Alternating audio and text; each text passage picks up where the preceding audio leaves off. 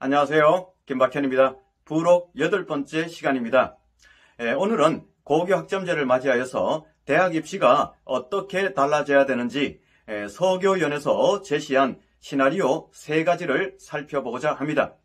좋아요, 구독, 알림 설정 부탁드리고 혹이라도 궁금한 점 있으면 언제든지 댓글에 남겨주시면 성실히 답변 드리도록 하겠습니다. 강연 시작합니다. 자, 지금부터는 서울시 교육청 교육연구정보원에서 고교 학점제 이후 대학 입시가 어떤 식으로 진행이 되어야 된다라고 제시한 안이 있는데 그 부분에 대해서 살펴보도록 하겠습니다. 전체 3가지 안을 제시했는데요. 첫 번째가 시나리오 1, 두 번째 시나리오 2, 세 번째 시나리오 3 이렇게 제시안을 만들었습니다. 자, 시나리오 1은 수능 상대평가를 그대로 전치하는 겁니다. 한마디로 현재처럼 상대평가와 다음에 절대평가를 혼용하는 것이죠. 근데 수능의 범위는 고등학교 1학년 때 주로 배우는 공통과목 또는 고등학교 1학년 때 배우는 공통과목과 고등학교 2학년, 3학년 때 배우는 선택과목 중에서 일반 선택을 수능 범위로 해서 출제하자라는 겁니다. 이때 수능 상대평가를 유지하는 것은 정시를 확대하자라는 뜻이 아니라 수시의 보완책으로 즉 최저로서 활용을 하자라는 것이 바로 수능 상대평가를 시행했으면 좋겠다라는 것이죠. 왜 수시 보완책을 수능 상대평가로 해야 되느냐라는 것인데요.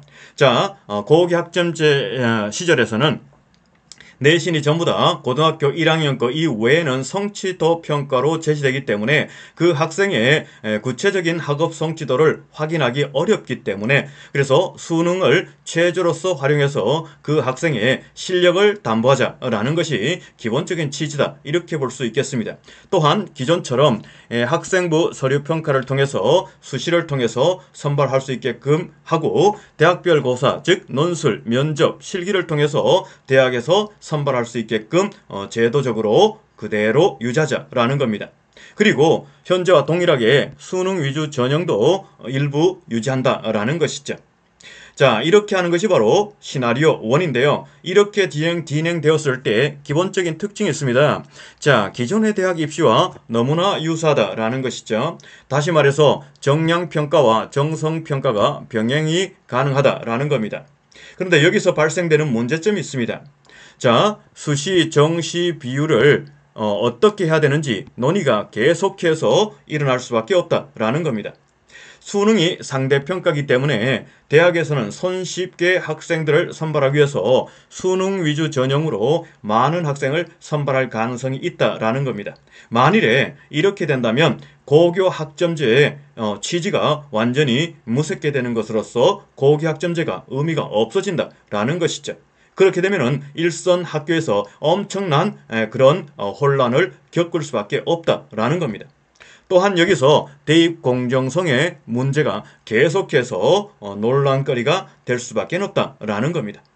자, 이것이 첫 번째 시나리오다라는 것이죠. 자, 두 번째 시나리오는요.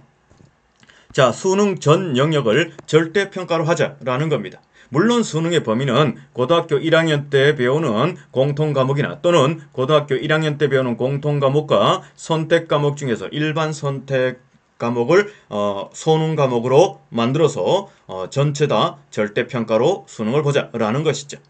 자, 그리고 수능 시기는요, 2학년 2학기 말부터 응시를 할 수 있게끔 기회를 부여하고, 자, 학생부 서류평가는 그대로 전치를 해야 되겠죠? 자, 수능 전 영역이 절대평가라면 대학에서 수능을 통해서 학생을 선발하기란 상당히 어렵다. 그래서 서류 낳는 것이 반드시 필요하겠죠? 그래서 학생부 서류평가는 그대로 존치가 되고요. 또한 학생부 서류평가를 하기 위해서는 기타 여러 가지 면접 등이 필요하겠죠? 그래서 대학별 고사, 논술, 면접, 실기를 기존처럼 유지하자라는 겁니다. 자, 이렇게 되었을 때 우리가 예상되는 특징은요, 수능이 자격화된다라는 겁니다. 그리고 정량평가보다는 정성평가가 굉장히 많이 확대가 될 거고요. 그리고 수능 전 영역이 절대평가이기 때문에 어떤 과목을 선택해서 이수를 했고 그리고 그 교사가 어떻게 기록을 했는지가 굉장히 중요한 역할을 한다라는 겁니다. 그리고 수능을 볼 때 그 전형은 11월 초에 진행을 했으면 참 좋겠다라는 것이고, 지원 횟수는 전체 총 5회를 했으면 좋겠다라고 이렇게 두 번째 시나리오를 만들어냈습니다. 그리고 세 번째 시나리오는요, 수능 전 영역이 절대평가입니다. 시나리오 2와 동일합니다. 그리고 전형 요소도 마찬가지 학교생활기록부, 논술, 면접, 실기, 수능 등을 조합해서 뽑자라는 것인데, 이 또한 시나리오 2와 유사합니다. 자, 여하튼 대학은요, 이렇게 여러 가지 요소를 조합해서 뽑는데, 대학은 전형을 간소화하기 위해서 1개 내지 2개로 제한한다라는 것이고요. 다음에 모집인원은 유동제를 사용하자라는 겁니다. 이 유동제라는 것은 도대체 뭐냐? 지금 현재는 기계공학과 몇 명, 경제학과 몇 명, 경영학과 몇 명 이렇게 인원이 정해져 있는데, 그러지 말고 계열별로 전체 인원을 선발을 하고, 그리고 나중에 학생이 본인의 진로 적성에 따라서 학과를 선택해서 전공할 수 있게끔 하자라는 것이 바로 모집인원 유동제다, 이렇게 보시면 좋을 것 같다라는 겁니다. 그리고 이 모집인원 유동제가 상당히 설득력이 있는 것이, 지금 현재 2015 개정교육과정에서도 문이과가 대부분 통합되어 있기 때문에 이과생이 문과로 대학을 높여서 지원하는 경향이 두드러지게 나타나고 있고요. 그리고 문과생이 수학이라든가 과학에 취약해서 문과로 진출했지만 나중에 이과로 전향하는 그런 아이들도 상당수가 있다라는 겁니다. 그렇기 때문에 굳이 그렇게 하지 말고 모집인을 유동대로 하자라는 것이 바로 시나리오 3의 취지다, 이렇게 보시면 되는 겁니다. 기본적인 특징은요, 전형 시기는 시나리오 2와 똑같이 11월 초부터 진행을 하자라는 것이고, 지원 횟수는 전체 총 5회입니다. 그리고 대입은 정성평가가 확대가 될 수밖에 없다라는 것이 기본적인 특징이다라는 겁니다. 자, 이렇게 서교연에서는 시나리오 3개를 제시했는데요. 지금 현재 지난번에 제가 말씀드렸던 정부가 생각하고 있는 기본안과, 그리고 전국 시도교육감이 생각하고 있는 기본안과 공통분모가 있는데, 그것이 바로 시나리오 2다라는 겁니다.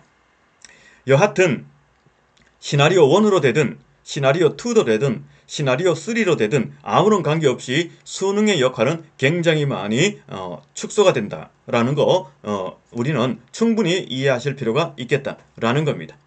자, 그렇다면 반대로 말해서 학교생활 기록부가 매우 중요하다라고 보시면 좋을 것 같다라는 것이죠. 자, 여하튼 지금까지 서울시 교육청 교육연구정보원에서 제시한 고교 학점제 이후 대입시 방향 3가지 시나리오에 대해서 간단히 살펴봤습니다. 자, 좋아요, 구독, 알림 설정 부탁드리겠습니다. 감사합니다. 네, 잘 들어보셨죠? 다음번에는 윤석열 당선인께서 고교 학점제에 대해서 어떻게 할 것인가, 그리고 특목고 자사고 일반고 일괄전환 과연 어떻게 될 것인가, 자, 기사에 나온 내용이 있는데 그 부분에 대해서 한번 분석하는 시간을 갖도록 하겠습니다. 다음 시간에 뵙도록 하겠습니다. 감사합니다.